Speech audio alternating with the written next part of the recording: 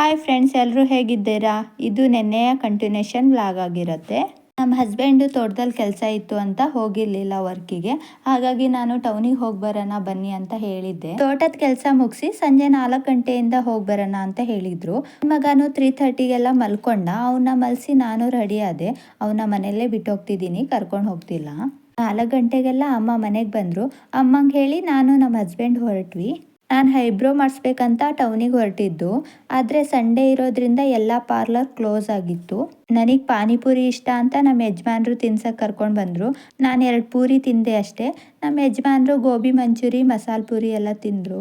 Eyebrow ಮಾಡ್ಸೋಕ್ಕಾಗಲಿಲ್ಲ ಅಂತ return ಬರಬೇಕಾದ್ರೆ ನಾವು ಬರೋ ರೋಡಲ್ಲೇ ಒಂದು ಮನೆ ಹತ್ರ ಪಾರ್ಲರ್ ಬೋರ್ಡ್ ಹಾಕಿದ್ರು. ನಾನು ಹೋಗಿ ಕೇಳಿದೆ. ಪಾಪ ಅವ್ರಿಗೆ ಹುಷಾರಿಲ್ಲ ಅಂದರು, ಐಬ್ರೋ ಮಾಡಿಕೊಟ್ರು. ನಾವು ಬರೋ ಅಷ್ಟರಲ್ಲಿ ನನ್ನ ಮಗ ಎದ್ದಿದ್ದ. ಅಮ್ಮ ಆಟ ಆಡಿಸ್ತಿದ್ರು, ಏನು ಅಳ್ಳಿಲ್ಲ ಅಂತ ಹೇಳಿದರು. ಬಂದು ನಾನು ಫ್ರೆಶ್ ಅಪ್ ಆದೆ. ನಮ್ಮ ಹಸ್ಬೆಂಡ್ ಮಗನ ಜೊತೆ ಆಟ